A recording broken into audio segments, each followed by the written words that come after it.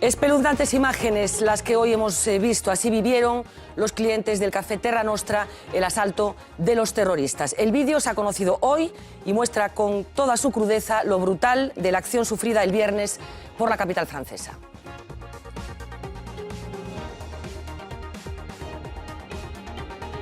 Pablo Carballo, muy buenas noches. Buenas noches. Hoy hemos sabido también que uno de los cerebros del 13N murió en el asalto de Saint-Denis. Sí, Abdelhamid Abaoud. Ayer estábamos pendientes de si estaba entre los escombros de ese ataque en Saint-Denis. Efectivamente, y hoy lo ha confirmado la Fiscalía de la República Francesa. Lo ha hecho mediante un comunicado escrito. Abdelhamid Abaoud, 28 años, de nacionalidad gala, origen marroquí y residente en Bélgica, como decimos, el autor intelectual de esos atentados en París del pasado viernes. La policía lo mataba en un asedio de más de 7 horas en el que se lanzaron granadas y se dispararon más de 5.000 balas. Su cuerpo, acribillado, aparecía entre los escombros.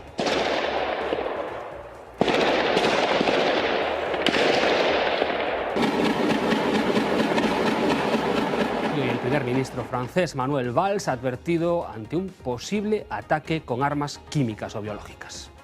Il ne faut aujourd'hui rien exclure, nous l'évoquions hier. Et je le dis bien sûr avec toutes les précautions qui s'imposent. Mais nous le savons, et nous l'avons à l'esprit. Il peut y avoir aussi le risque d'armes chimiques ou bactériologiques. Hoy les contaremos qué armas químicas existen en el mundo. ¿Saben ustedes que España fue pionera en utilizarlas en la guerra contra Marruecos?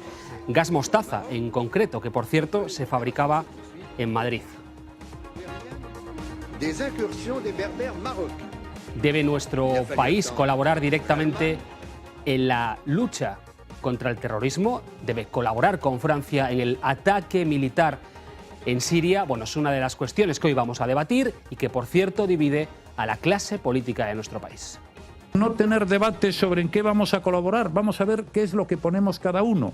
Lo importante aquí es hacer mucho y hablar en materia de lucha contra el terrorismo solo lo justo. Tenemos que escoger en lo menos malo, que es entre una acción militar en un país donde el Estado Islámico nos está declarando la guerra o mirar hacia otro lado. Como si Albert Rivera quisiera aparecer en la foto de las Azores. En este sentido, vi a Rajoy más sensible. Y polémicas declaraciones, hoy las del líder del Partido Popular en Cataluña, Xavier García Albiol. O adaptar su forma de ser a la forma de vivir y de los valores que tenemos en Europa, o bien se vuelve a su país.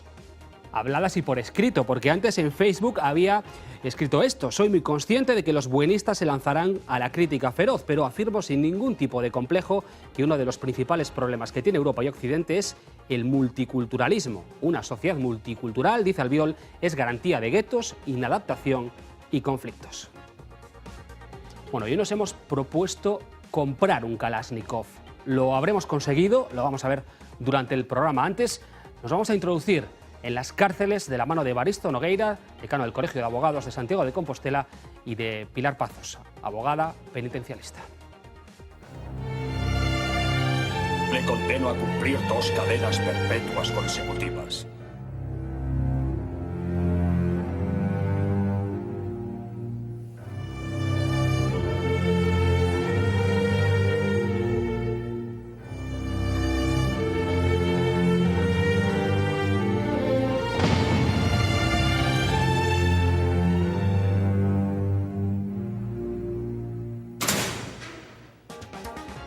Bueno, pues efectivamente la puerta de la cárcel se cierra y la verdad es que muy pocas veces volvemos a preocuparnos de quién está dentro y de cómo vive. Así que hoy, un mes después de que Rosario Porto y Alfonso Basterra fueran condenados a 18 años de prisión, aplacada de alguna forma ya la excitación mediática, queremos saber qué pasa después de este dien que la sociedad tiende a poner en una historia criminal cuando se emite un veredicto de culpabilidad. ¿Cómo es la vida en una prisión española?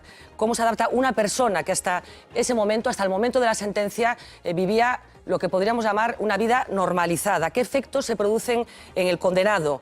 Una condena implica nada más y nada menos que la privación de libertad, pero se conculcan otros derechos dentro de una prisión.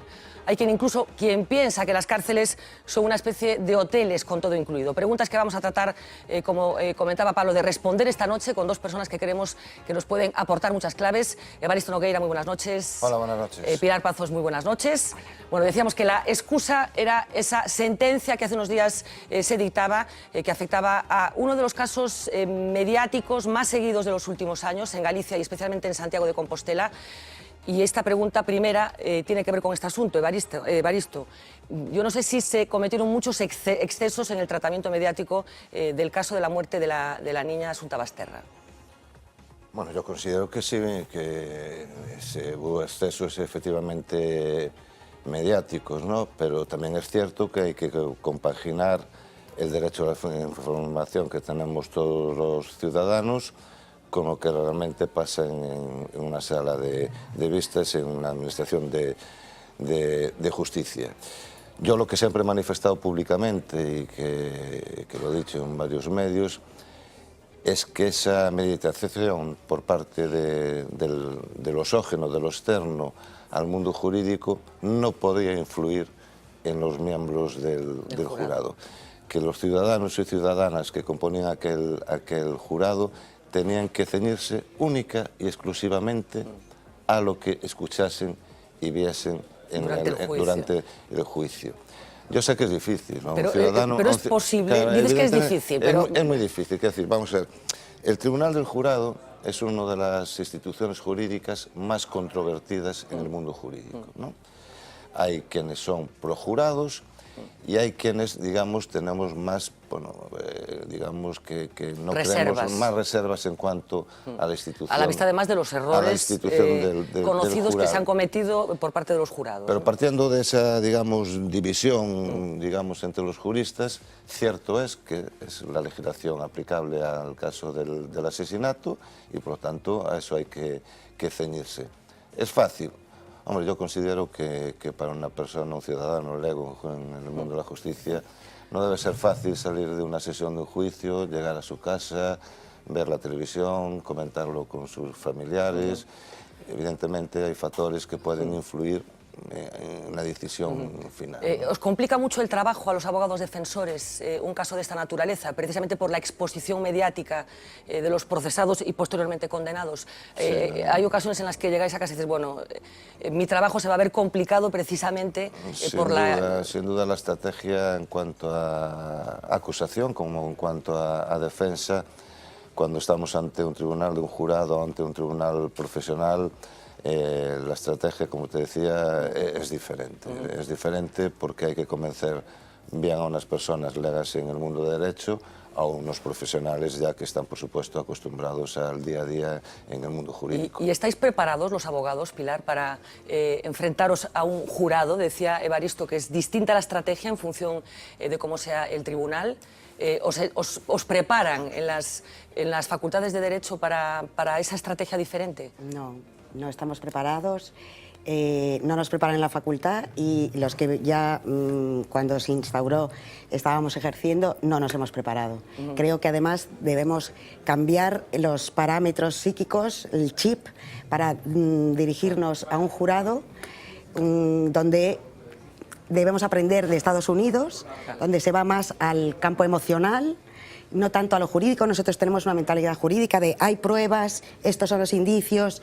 Estamos preparados para dirigirnos a un juez, a un técnico, a un profesional del derecho. Y estas personas no lo son.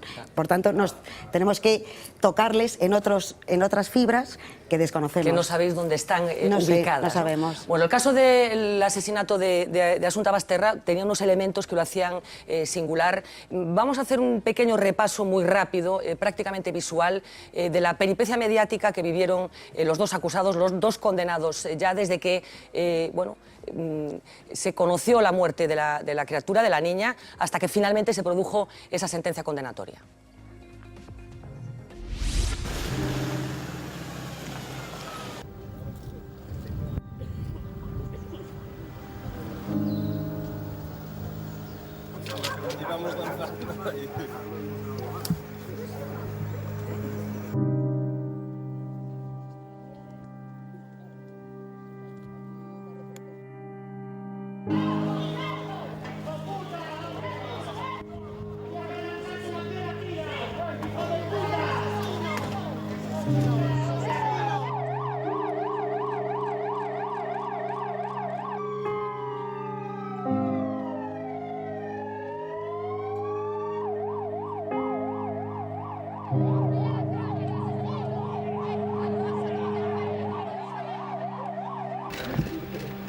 Yo no la veo. Yo sí.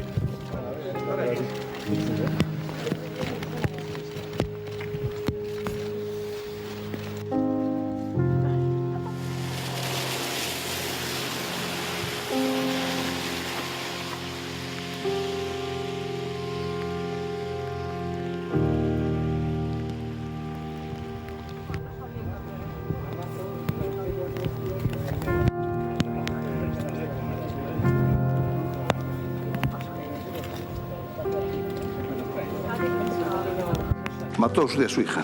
No, no maté a mi hija. Lo digo. No maté a mi hija. No maté a mi hija. No maté a mi hija. ¿Suministró usted a Asunta algún tipo de sustancia que no fuera estrictamente necesaria para un momento puntual de una alergia, de una cosa así parecida, una enfermedad menor? No, nunca. ¿Estorbaba a su hija? No, por Dios. Si quiere usted dirigirse al tribunal, tiene derecho a la última palabra. ¿Quiere usted dirigirse al tribunal? Nada que decir. Y desde los 3 años. Desde los 3 y veraneábamos juntas. ¿Cómo era en cuanto a ser una niña feliz, triste, si nos puedes decir? ¿Quiere hacer uso de ese derecho?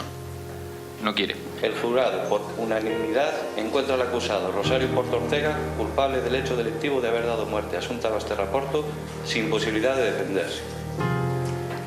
Igualmente, el jurado, por unanimidad, encuentra al acusado Alfonso Basterra Camporro culpable del hecho delictivo de haber dado muerte a Asunta Basterra Porto sin posibilidad de defenderse.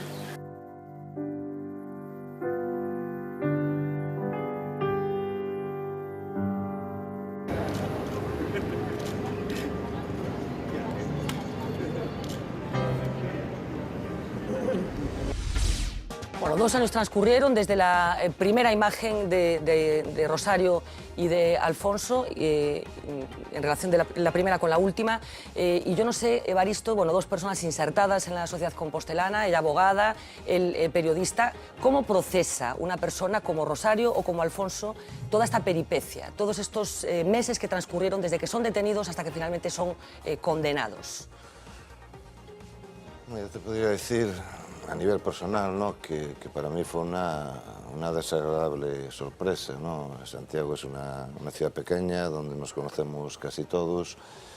Yo tenía una cierta relación con Rosario, menos con su marido, y fue pues una noticia sorprendente, ¿no? Cuando ocurrieron los hechos. Después vino el devenir propiamente jurídico, procesal, que concluyó con este veredicto por unanimidad del tribunal del jurado.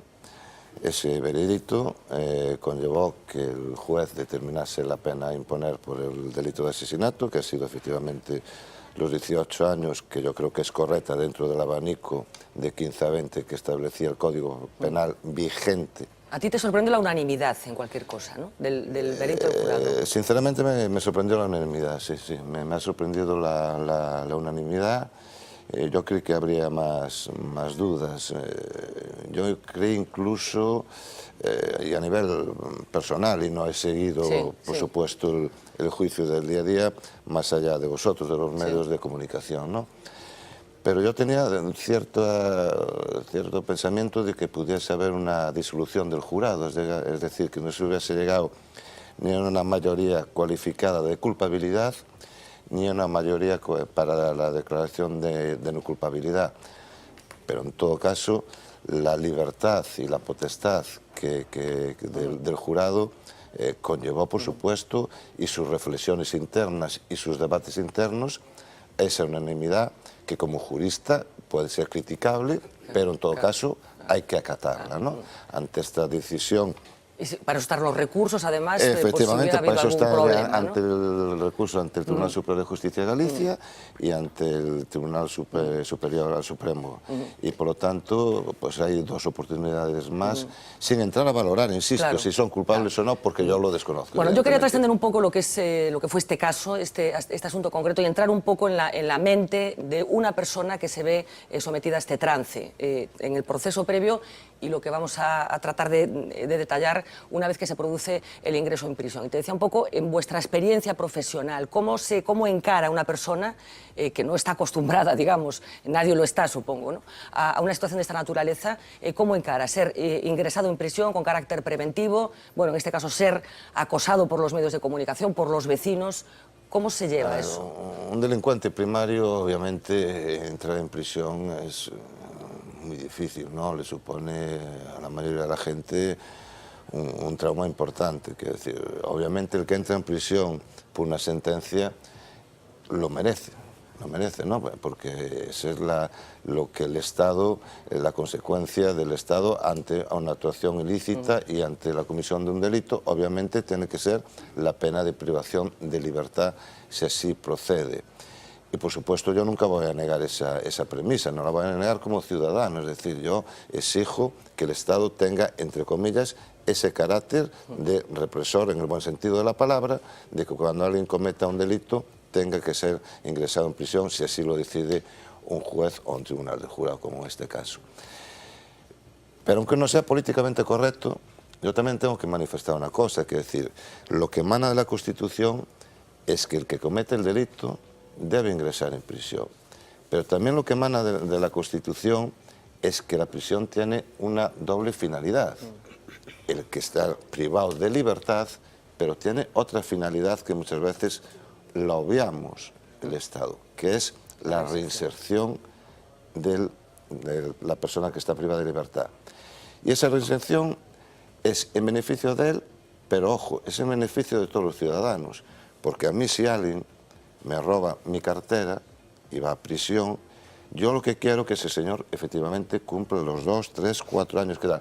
Pero yo también exijo al Estado que cuando ese señor salga en libertad, no me vuelva a robar la cartera. No me vuelva a robar el Estado.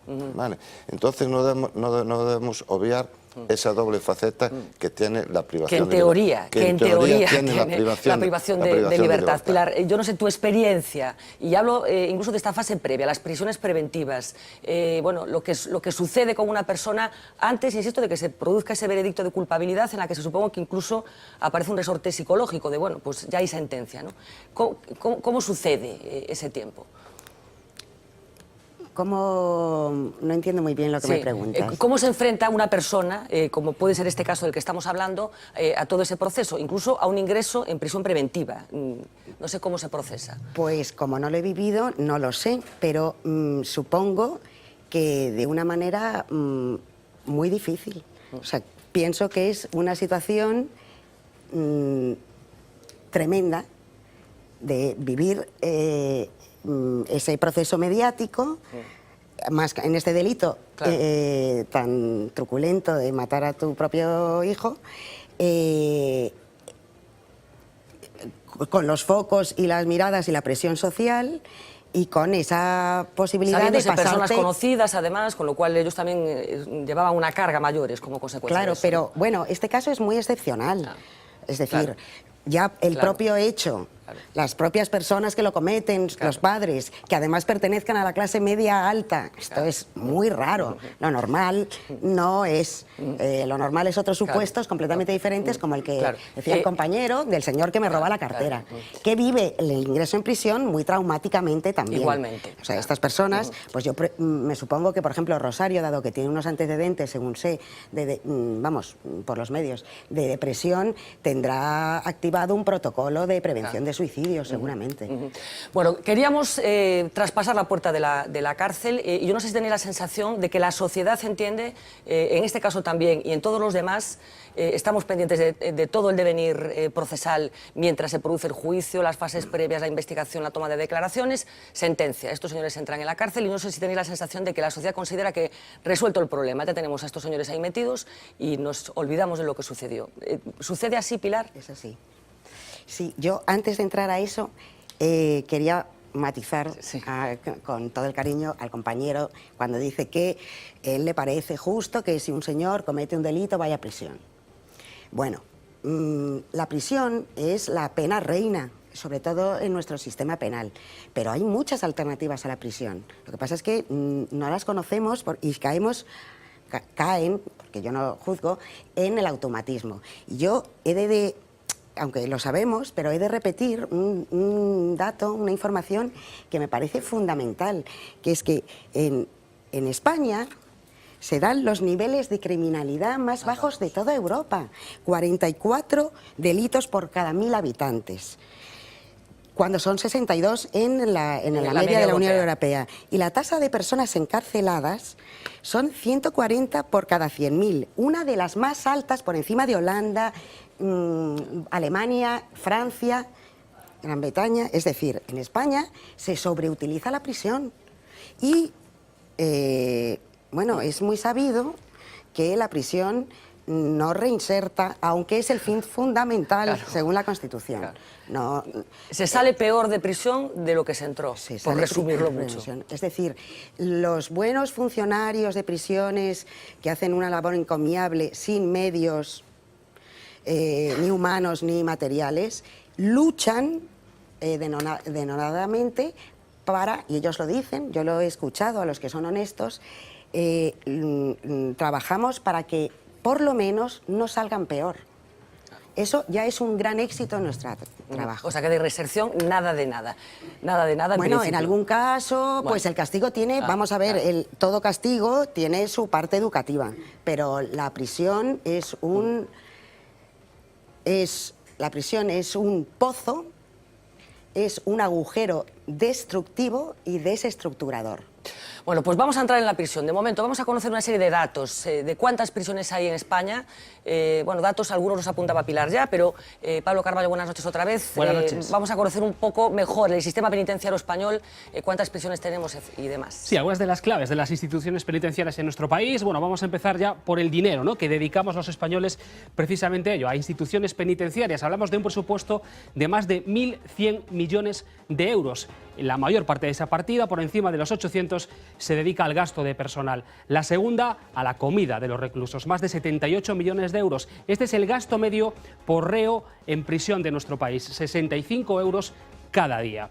Hablaba Fernanda de las cárceles que tenemos en España, un total de 68 en el conjunto del Estado. A Galicia nos corresponden 5 repartidas en las 4 provincias, una en la provincia de A Coruña, una en la provincia de Pontevedra, Alhama, Teixeiro, 2 en Lugo, Bonse y Monterroso y una en Ourense, Pereiro de Aguiar. La más saturada, la de Ourense, Pereiro de Aguiar, la que tiene el menor índice, el menor ratio de ocupación, Monterroso, en Lugo. Más datos que repasamos. El número de reclusos en España, 65.597. Lo apuntaba antes Pilar, con un ratio de los inferiores en el conjunto de Europa en número de delitos. Estamos muy por encima de la media en el ratio de ingresos en la cárcel, 140 por cada 100.000 habitantes. La media se establece entre 80 y 90. A la cabeza Rusia, con 475 por cada 100.000. Cierran los países bálticos. Por ejemplo, en Islandia solo 45 por cada 100.000 habitantes. Y aquí ven una cifra también llamativa. De los 65.000 presos, el 92%, más del 92%, son hombres. Por encima de los 60.000, algo más de 5.000, el 7% son mujeres. De los 65.000 que tenemos en España, en Galicia, más de 3.500. Y datos del perfil medio, del perfil del reo en nuestro país. Hablamos de que el delito más habitual es el robo, supera el 30% de los delitos que llevan a prisión. La media de edad del preso está más o menos en los 36 años.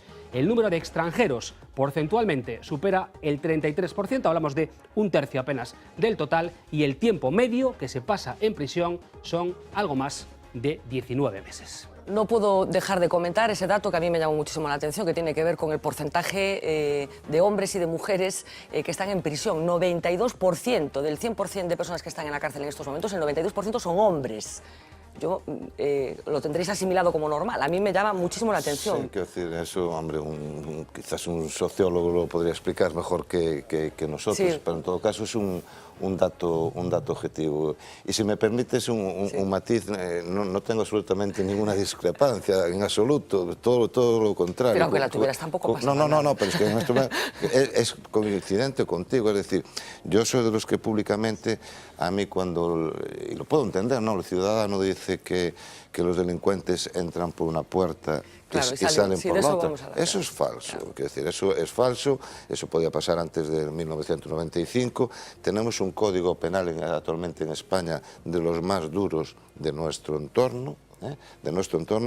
Se ha configurado un nuevo Código Penal, una figura totalmente, completamente, a mi entender, inconstitucional, que es la prisión permanente revisable, que conlleva, que es una cadena perpetua encubierta, y por lo tanto coincido plenamente con lo que decías tú. Yo me estaba refiriendo a un caso muy concreto del que estábamos hablando del de Asunta. En este país se abusa, y con todos los respetos para los jueces o para los fiscales también, muchas veces, que son los que están en la prisión, se abusa de la prisión provisional, por ejemplo. Y durante tiempo mucha gente está 2 años en prisión. Y pensamos que hay gente que puede estar en 2 años en prisión preventiva y luego ser condenada a menos. Y ser absueltos. Y ser absueltos. Y ser absueltos. Y esos 2 años no hay dinero que lo pague. Cuando hablamos de penas privativas de libertad, de código penal, tenemos que ser muy cautelosos, muy cautelosos. ¿Tú tienes alguna teoría, Pilar, sobre el porcentaje este? Ya sé que efectivamente sería más una cuestión de sociología o de psicología. ¿Por qué ese porcentaje tan llamativo que tenéis incorporado a vuestro trabajo es así, simplemente? Es así. De hecho, los delitos violentos de las mujeres son muchísimo menores. Las mujeres están por trapicheo, muy raramente por delitos violentos. Pues, hombre, yo pienso así, superficialmente, que es que la mujer es menos violenta que el hombre. Bueno, muy llamativo en cualquier caso, es un dato que está ahí, 92% de los presos españoles son hombres. De hecho, hay doctrina que piensa que las mujeres no deben ingresar en prisión, que al ser tan menor número, la prisión no es su lugar, sino otro tipo de pisos vigilados y otras penas. Otras penas que enseguida la vais a contar, porque decís que hay alternativas a la prisión que no se están utilizando, que están previstas en la legislación vigente, pero que no se recurre a ellas, no sé si por presión social o porque es más fácil ese automatismo del que hablabais. Bueno, ¿cómo son en general, si se puede hablar en general, Pilar, las cárceles españolas? ¿Están bien dotadas? ¿Están bien atendidas? Bueno, en comparación, ¿verdad?, con otros países, pues las de Estados Unidos, las del tercer mundo, las de Sudamérica, pues, hombre, no nos podemos quejar, claro que no. Lo que pasa es que las cárceles tienen pocos recursos. Entonces, y humanos y materiales. O sea, los edificios están bien, digamos. Uy, hay unas macrocárceles impresionantes. Teixeiro, Alhama, son unos monstruos, cosa que yo pienso que mejor las cárceles pequeñas, pero bueno. Pero hay poco, o sea, la cárcel se convierte, en palabras de un experto que se llama Bergali, en un almacén de personas. Muy buena expresión, claro. A pesar de que existe el tratamiento penitenciario, este conjunto de actuaciones científicamente diseñado, individualizado, multidisciplinar, que debe ir en evolución con el preso, lo cierto es que no hay los depositamos allí y ya está, y que pase la condena, ¿no? Lo que no puede haber es una sobredimensión de las prisiones, es decir, lo que no puede haber una prisión que se construye para 400 reclusos y haya 800. Eso es totalmente incompatible con el tema que hablamos al principio de este debate, ¿no?, que es el tema de la reinserción. Hay que invertir en mucho. Yo coincido con Pilar, no, evidentemente esto no es Sudamérica, ¿no?, las prisiones, pero hay un problema de que hay que invertir en prisiones en cuanto a funcionarios, hay una escasez de funcionarios importantes y sobre todo de pues hacer más prisiones, crear más edificios penitenciarios.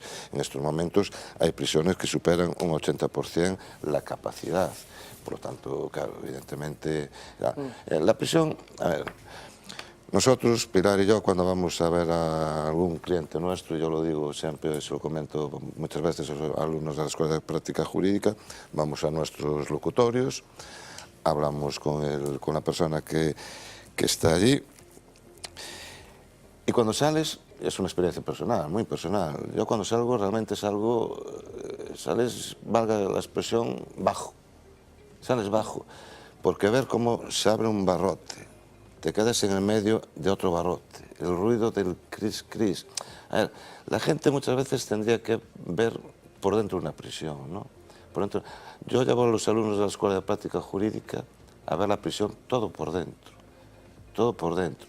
Y allí se ven auténticas miserias humanas. Y allí está gente que es sentenciada con razón, como hablamos al principio, en este caso, si es así, tal. Pero hay dramas humanos que hay que analizar. Y hay que analizar por qué esa gente está en prisión. Y eso en este país no está sucediendo. ¿Se somatiza el contacto con los presos, Pilar? Claro, bueno, vamos a ver, nosotros hablamos desde nuestro punto de vista de visita, y luego me voy, y qué duro es esto, y tengo que hablar con un señor a través de un cristal, con un teléfono, gritando para que se me oiga, y el ruido de las puertas me desagrada, pero yo me voy. O sea, pero es que ese señor o señora, señora, vamos a ver, en general los abogados ven a sus clientes por locutorios, que es así, y los presos ven a sus familias por locutorios en las visitas semanales. Luego hay otras excepciones, que son las visitas familiares o las visitas con tu pareja, o sea, sexuales, los vis-a-vis, que son en una habitación un poco fría, que intentan acondicionarla para que tocar, o sea, que puede haber contacto físico. La Comisión Penitenciaria del Colegio de Abogados de Orense, porque este es otro tema interesante, que es una comisión voluntaria que trabaja desde hace muchos años de manera gratuita para los presos de Pereiro, porque el tema es que cuando uno entra en prisión deja de tener abogado de oficio, por tanto, a esa soledad ya desgarradora de que me quedo solo en un entorno hostil, que me da mucho miedo y que me crea mucho estrés, es que además no tengo abogado. Aunque la ley de justicia dice que 2 años después de la tal, pero es que me quedo sin abogado. Entonces el que tiene poder adquisitivo puede pagar a un abogado, pero la inmensa mayoría de los presos tienen un nivel socioeconómico muy bajo y un nivel educativo muy bajo. Entonces, si yo quiero recurrir en reforma, me lo hago yo. Si sé expresarme a duras penas y cometiendo unas tremendas faltas de ortografía, o me lo hace el preso más listo y más preparado, o incluso el funcionario con el que me llevo bien. Si me llevo mal, no me lo hace. Entonces, no tengo abogado de oficio hasta la apelación, que sí es obligatorio por la Ley de Enjuiciamiento Criminal que vaya firmado. Entonces, contra esta situación que nos parece tan injusta, surgieron abogados por toda España que dijeron no. O sea, una especie de ONGs, de red de ONGs, digamos, de abogados que dedican parte de su tiempo. Lo que pasa es que esas ONGs en gran parte de España ya consiguieron, tras lucha, que fueran remuneradas, en el País Vasco, Navarra, Cataluña, por diputaciones, comunidades de diferentes organismos públicos, los remuneran, y en Galicia no. Solo existe esta comisión, solo en Orense, que sube todas las semanas a recoger los trabajos, y a lo que venía, en esta atención a ese preso, durante muchos años nos permitieron en una sala un contacto más humano, tener digamos. 2 mesas y ese contacto, y no sabes lo que lo agradecen los presos. Claro. Y dijiste durante un tiempo, ¿ya no es así entonces? No, ya no es así. Yo no pertenezco ya a la comisión, sigue vigente y siguen con estos compañeros tan esforzados, pero creo que ya no se les permite más que en locutorios. Bueno, vamos a seguir avanzando porque decíamos, veíamos en ese vídeo con el que empezamos esta conversación, ese momento en el que la puerta se cierra, que tú verbalizabas un poco también esa sensación, bueno, efectivamente, yo estoy aquí, soy capaz de tener la empatía suficiente como para comprender lo que pueda estar pasando, en cualquier caso no lo voy a saber porque el que lo está pasando es él. La puerta se cierra. Cuando una persona llega a prisión, Pablo, ¿qué sucede? Sí, hemos querido reconstruir qué sucede precisamente una vez que se produce ese ingreso. Vamos a verlo. Lo primero al dejar la vida en libertad es identificarse. Se le toman sus huellas dactilares y se le sacan 2 fotografías, una de frente y otra de perfil. En su expediente personal recoge su situación procesal y penitenciaria. Acabado el trámite, se somete al preso a un intenso cacheo y control de pertenencias. Las no autorizadas, como teléfonos móviles, cartera o relojes, son requisadas. El reo recibe entonces varios kits para su vida en prisión. Uno con sábanas y una manta, otro con artículos de higiene y un tercero con un juego de cubiertos de plástico para sus comidas. Además, Además, se le entrega una tarjeta monedero que su familia puede cargar con hasta 80 euros semanales para gastar en el economato de la prisión. El preso pasa entonces a una pequeña enfermería, donde se le somete a un reconocimiento médico. Debe comunicar entonces las enfermedades que padece o los medicamentos que se toma. Durante los primeros días pasará sus horas en una celda individual del módulo de ingresos. Comienza el duro trance de asimilar la pérdida de libertad. Le visitarán entonces un trabajador social, un psicólogo y un educador. Se enfrenta a posibles consecuencias somáticas como problemas de visión, de audición, pérdida del gusto o pobreza olfativa, a un déficit en la percepción de su propio cuerpo, a la falta de cuidado y de aseo personal, a agarrotamientos musculares, depresión, ansiedad, apatía, egocentrismo o alteraciones de la sexualidad. Se les permite cursar estudios de básicos a universitarios. El locutorio y los vis-a-vis serán su contacto exterior. Hasta que no se le asigne un módulo, un funcionario le llevará el desayuno a las 8:30 a su propia celda, que no puede abandonar en todo el día. Una vez lo tenga asignado, esa será luego la hora de presentarse al comedor. Media hora antes es el toque de diana. Concluido el desayuno, entre las 9 y la 1, acuden a los cometidos que se les han asignado: lavandería, cocina, biblioteca. Si no lo tienen, pueden salir al patio o acudir a la sala de televisión. Quien lo solicita puede ducharse. Entre la 1 y las 2 se sirve la comida. Tras ella, los presos deben volver a sus celdas. Hasta las 4:30 es la hora de la siesta. Luego pueden volver a salir, repitiendo la rutina de la mañana hasta las 8:30, hora de la cena, y de ahí a la celda, hasta el toque de diana de la mañana siguiente. En la cárcel no se viven 365 días al año, sino un día 365 veces. Frase que creo que utilizan mucho los presos, que no transcurre el tiempo de la misma manera. Yo no sé si ellos se quejan, los clientes que podáis tener, en los contactos que podáis tener de gente que está o ha estado en prisión, ¿qué transmiten de cómo es la vida allí? Independientemente, vamos a dejar aparte lo que haya sucedido y los motivos por los que está en prisión. Hay mucho lamento de cómo transcurre el día a día en las cárceles. Sí, efectivamente, con independencia de los hechos que conllevaron a la persona a estar en un centro penitenciario. A ver, la prisión es dura. Quiero decir, que no le quepa la... Lo digo porque hay mucha gente que dice, bueno, están en un hotel en el que se levantan, tienen la comida hecha. Pues mire, yo no estaría una hora en ese hotel. En ese hotel no estaría una hora. Quiero decir, eso es totalmente falso. La vida en prisión es una vida muy, muy, muy dura. Y se pasa especialmente mal. Hay horas muertas que no tienes nada que hacer.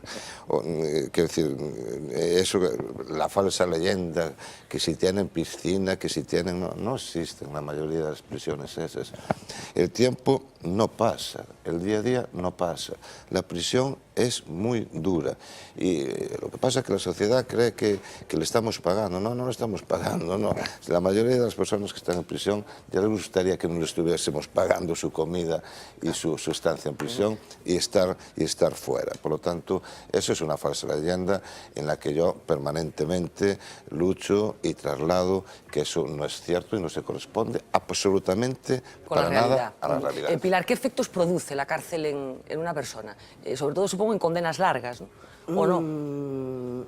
Sí, especialmente en condenas largas. Pues la cárcel genera un intenso sufrimiento humano que conlleva consecuencias graves físicas, psíquicas, emocionales y en las relaciones personales.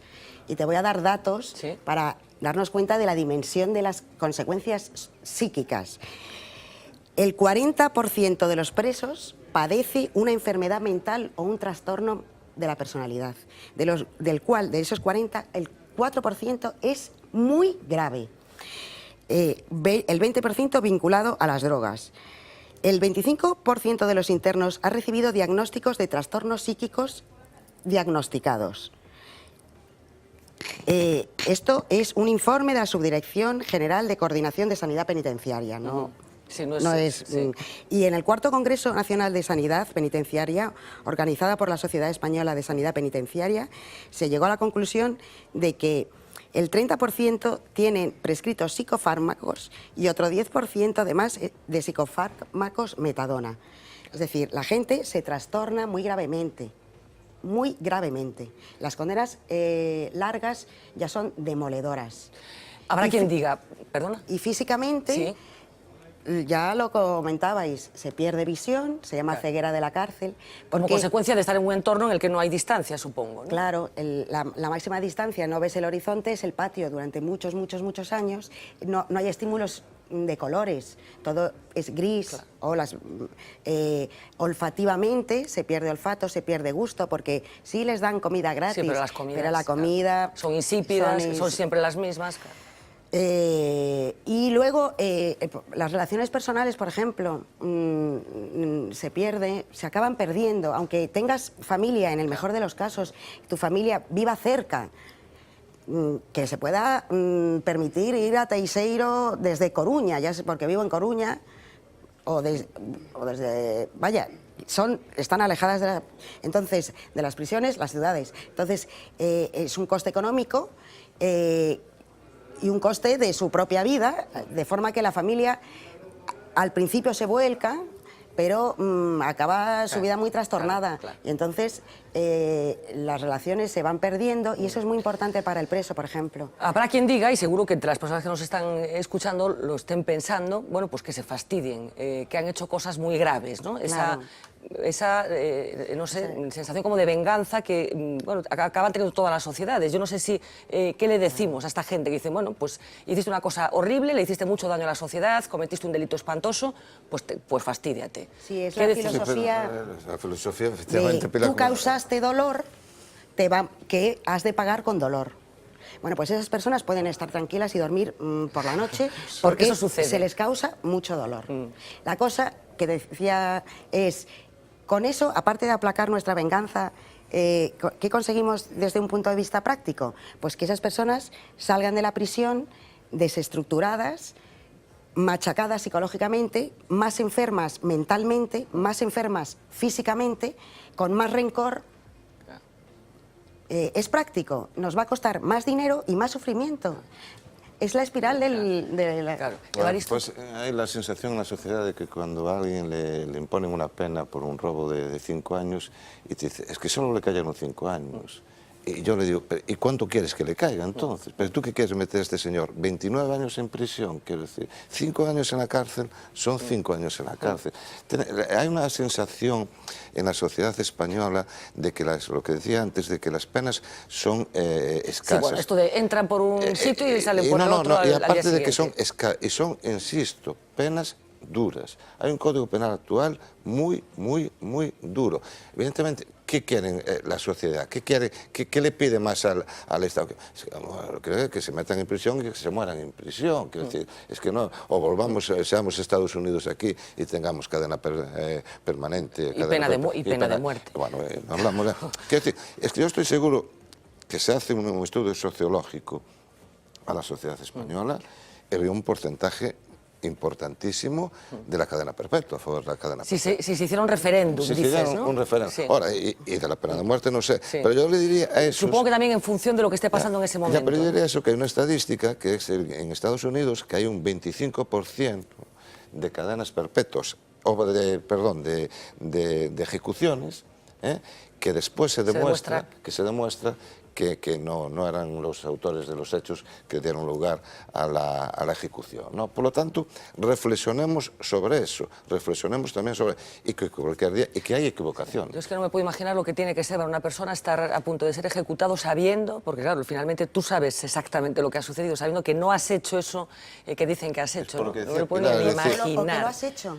Pero te la condenan 5 años más esperando a que si te lo has maten. hecho, pero imagínate si además no lo has hecho, o sea, ya tiene que ser como en fin. No sé si vas a apuntar algo, Pilar, de lo que decía Evaristo. Bueno, ¿alguien se recupera? Dime. Sí, voy a decir una cosa, que es que ya existe la cadena perpetua. O sea, no se han inventado nada. La cadena perpetua, es decir, hay un mecanismo en el Código Penal para que no supere una pena el triple de la mayor. Sí. Y ese no puede superar los 20 años. 20 años. Pero en determinados supuestos son 25, 30, 40 o 40. O 80. 40 o 40, Código Penal. Pero además hay 300 presos en España donde no se les ha podido aplicar ese triple de la mayor, de la pena más grave, que tienen penas de 60 años. O sea, que se van a morir en prisión. Se van a morir en prisión sin beneficios, sin permisos, sin tercer grado, sin nada. O sea, ya existe. Es más, estos 300 presos aproximadamente están en condiciones peores que la cadena perpetua revisable esta que se han inventado. ¿Se recupera alguien de una estancia en prisión larga? ¿Se recupera un ser humano? Yo de la experiencia, y llevo 26 años en esta profesión, yo no superaría un 10% de personas que se rehabilitan en prisión. No superaría en temas importantes, en temas de drogadicción, muy poco se recupera. No es el sitio, vamos a decir, un drogadicto, una persona que comete un hecho delictivo derivado de la droga, la prisión no va a ser la solución. No se va a desarrollar allí de la droga. Por lo tanto, eso es lo que comentaba antes. Analicemos también y focalicemos de dónde viene todo esto, porque si no lo focalizamos y no lo estudiamos, bueno, lo metemos en prisión, que se quede allí. Bueno, la Comisión de Delitos relacionados con el consumo de drogas es otro de los asuntos que también se pone encima de la mesa constantemente. Robo, lo ha dicho Pablo, robo porque en el mercado negro las drogas son muy caras. Claro. Vamos a conocer algún testimonio, Pablo, para tratar de entrar en una prisión y conocer qué piensan los presos. Creo que es un documental. Mejor que escucharos, ¿no? Los vamos a buscar a la cárcel modelo de Barcelona, ahora que se está derribando y trasladando, testimonios que recogía la televisión catalana. 2 hombres, uno de ellos se llama Óscar, lleva 12 años en la cárcel. Ninguno de los dos está por delitos de sangre, hay que decirlo, 12 años en la cárcel, antes en un reformatorio. El otro se llama Kiko y lleva 10 años en esa prisión, en la de Barcelona, en la modelo. Y esto contaba. Es que no hay nada más, ni un amigo, ni una tía, ni un tío, ni mi padre, ni mi madre, nada. Mis sentimientos y todo van hacia mi mujer, hacia mi hijo, claro. Yo, por ejemplo, tomo droga porque estoy hasta las narices de tanto mal que tengo, tanta prisión y tanta agonía, tanto mal. Entonces las tomo para evadirme, porque si no explotaría en cualquier momento. Día a día aquí, mejor que hagas muchísimas cosas, que estés todo el tiempo ocupado, porque si no te come la cárcel, el muro te come. Yo recuerdo mucho a la familia. Nunca han estado, pero siempre las he tenido en mi corazón. Al revés, yo no. ¿Tú por qué no? Bueno, no recuerdo nada, no. De ellos nada. Ellos se han olvidado de nosotros, nosotros nos olvidamos de ellos. Una llamadita a mi hijo, 8 minutos. Óscar, hola el papá. Papá, ¿cuándo vienes? Estoy trabajando todavía. Él le llama esto la casita de cristal. Por comunicaciones, como esto de cristal. Hasta que se dé cuenta, claro. Lo difícil va a ser ahora cuando pasen estos 2 años y salgas. Salgo sin nada, después de 10 años en prisión, salgo sin nada. Los conocidos han desaparecido, han hecho sus vidas. Yo me he tirado 10 años aquí. Nunca he trabajado, ¿qué es lo que voy a hacer? Todo lo pierdes. Aquí nuestro día a día es amargarnos. Esto ya te marca para toda la vida. Bueno, yo supongo que representa un poco lo que se vive. Reconocéis a estas personas, aunque no las conozcáis. Es un poco el efecto habitual.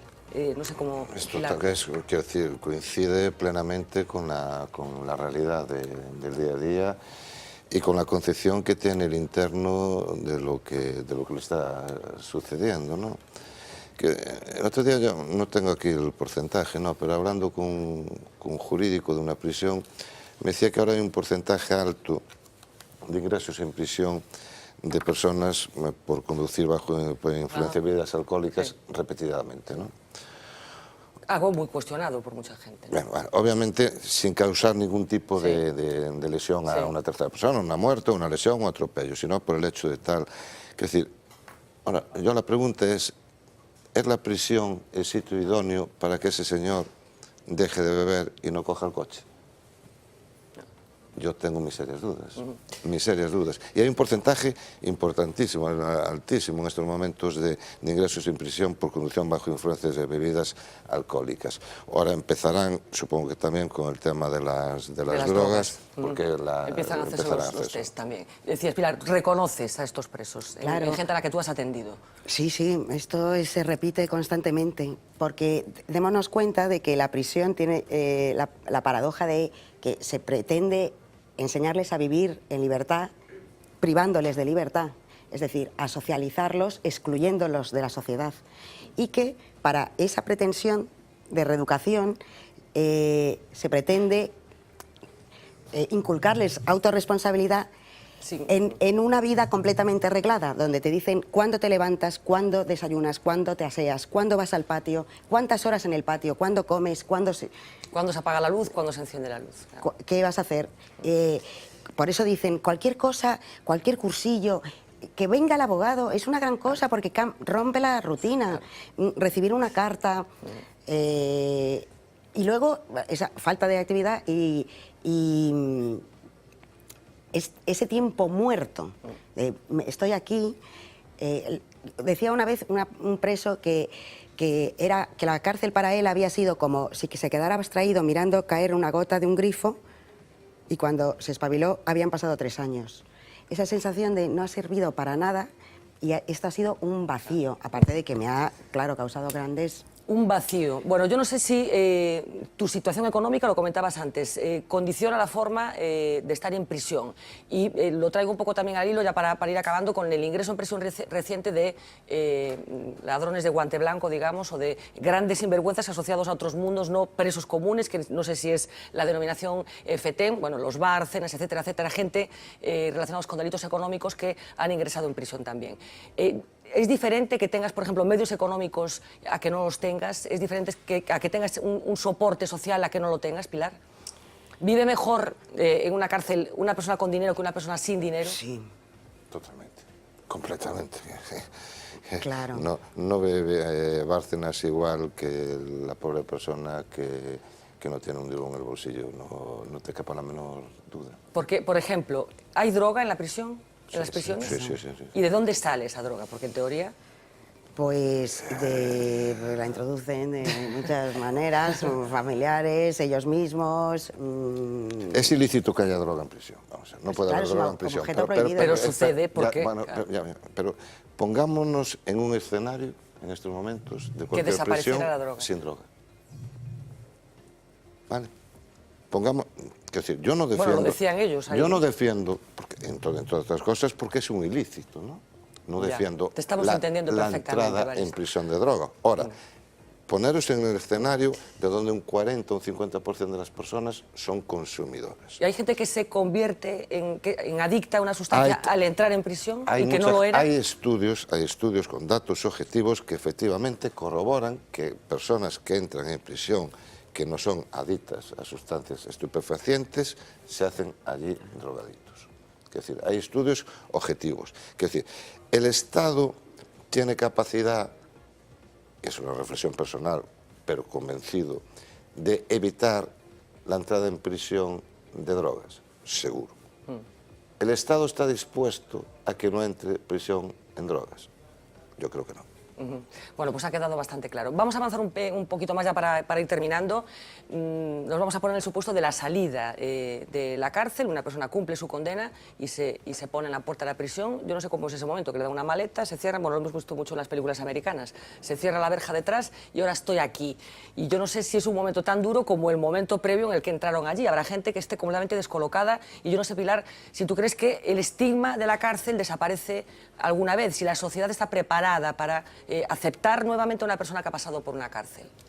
Pues esa persona va a volver a una familia que ha evolucionado claro. Completamente, se va a sentir muy extraño, y no solo ya su propia familia, sino su barrio, su entorno, sus amigos, se va a sentir ajeno a todo esto, se va a tener que readaptar. Esto sucedía mientras yo no estaba. Claro, ha sucedido, la vida bulle, mientras yo me he quedado congelado, que eso es lo que también dicen ellos muchos. La vida se ha quedado congelada aquí, tirado en el patio, muchas horas de patio. Luego, para adaptarse a la prisión, te has asumido sus costumbres, sus roles, de forma que eso no te lo desprendes de la noche al día. Claro. Bueno, he sabido, por ejemplo, como ellos pasean en el patio y pasean a mucha velocidad, nunca pasean despacio, van muy deprisa, solos o acompañados. Cuando salen, luego pasean... No saben andar despacio. No saben andar despacio y no saben andar en línea recta. Vuelven en los mismos metros que medía su patio. o sea, las costumbres se les inculca tanto, se les ha tatuado tanto en el cerebro que, por ejemplo, yo conozco la experiencia de que ellos se hacen a veces con tela para jugar al ajedrez y luego o sea, un ajedrez de con tela. Sí. Aún teniendo tablero, les gusta su tapetillo, el que se han hecho ellos. ¿Sabes por qué? Claro. La cultura, o sea, no se somos vive... maniáticos todos de alguna manera, a pesar de que estamos recibiendo permanentemente información y cosas diferentes. Imagínate estar X serie de años haciendo siempre lo mismo. Es que en la prisión no se vive en la prisión, se vive la prisión. Claro. Supongo que incluso se echará de menos las cosas que se aborrecían. Claro, porque ha sido tu vida, sí, sobre todo en las largas condenas. Entonces te sientes un desplazado al llegar a la sociedad. Te dan una ayuda económica y luego tienes que ocultar, claro, buscar empleo, imagínate, ocultar tus antecedentes.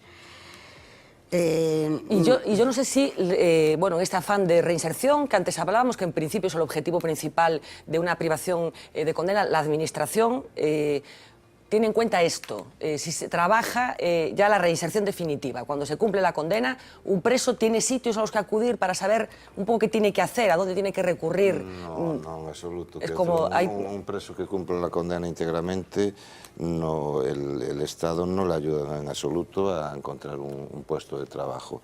Otra cosa es una persona que esté en tercer grado y pueda salir porque tenga un puesto de trabajo fuera de prisión y pueda salir durante una semana. Pero el cumplimiento íntegro de la pena, lo definías tú perfectamente antes. Tome la maleta, buenas tardes, y si tiene un taxi, cójalo, y si no, pues no vaya así, no sé qué. Y una anécdota, yo no sé si os acordáis, perdón, hace 3 o 4 años que había sido una noticia que había salido en todos los medios, una persona que llevaba en prisión toda su vida y que había ya cumplido la pena y que no se quería ir de prisión. ¿A dónde me voy yo con su vida? 80 o 70 y pico años. No quería ser. Incluso le había pedido al juez que no quería salir de prisión, porque es que ¿a dónde voy? No tenía ya otra vida. Y acabó delinquiendo, ¿no? No se acabó delinquiendo, no, pero fuera curioso que aquella persona ya de avanzada edad se negaba a salir de prisión porque decía, yo ya hago aquí toda la vida. Ya no se hace nada más que esto. Sí, nosotros conocemos en la familia penitenciarista, hay una persona que se llama Julián Ríos, que es profesor en la Universidad de Comillas, que ha escrito muchísimos libros, trabajos de campo, investigaciones increíble, y se fue involucrando tanto que acondiciona su casa y acoge a presos en tercer grado en permiso.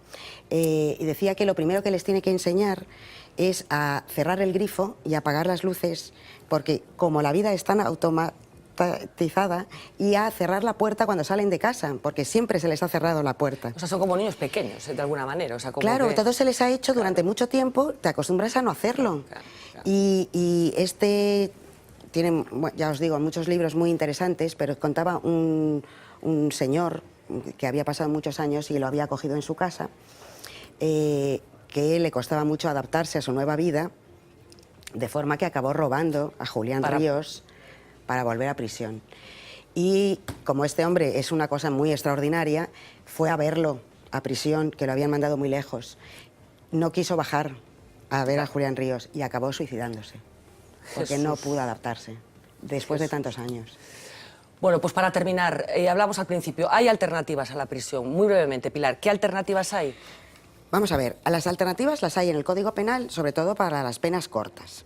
Pero además las asociaciones de derechos humanos vienen reclamando que salgan de la prisión los enfermos mentales y se les... no a una prisión... Sí, a un manicomio, que se decía no a un antes. manicomio o una prisión psiquiátrica, sí, que eso ya es tremendo, sino a otros centros, sí, que salgan los drogodependientes, que es mucho más barato bueno, no solamente no salen, Pilar, sino que a veces sucede, como el caso de aquel vigués, que finalmente dramáticamente acabó falleciendo de un cáncer.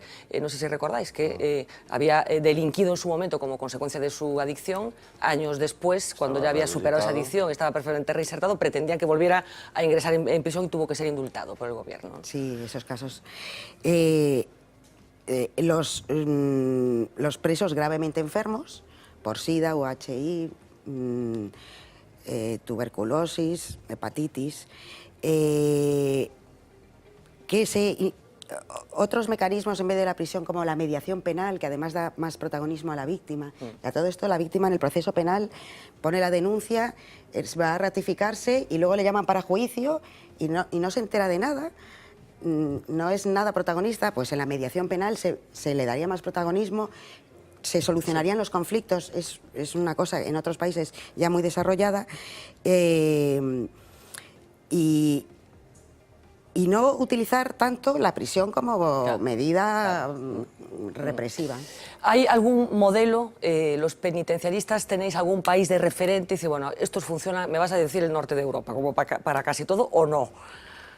Pues ¿Algún no país, conozco. o sea, hay algún referente, ¿no hay alguno especialmente llamativo en el que estén aplicando estas medidas de una forma más sistemática? No tenemos un referente, o al menos yo no lo conozco, seguro que sí, mis compañeros expertos, pero yo no tengo ningún referente. Es más, todos son bastante deleznables. Yo coincido con Pilar al 100% que hay medidas alternativas. El Código Penal lo contempla para penas de menor grado.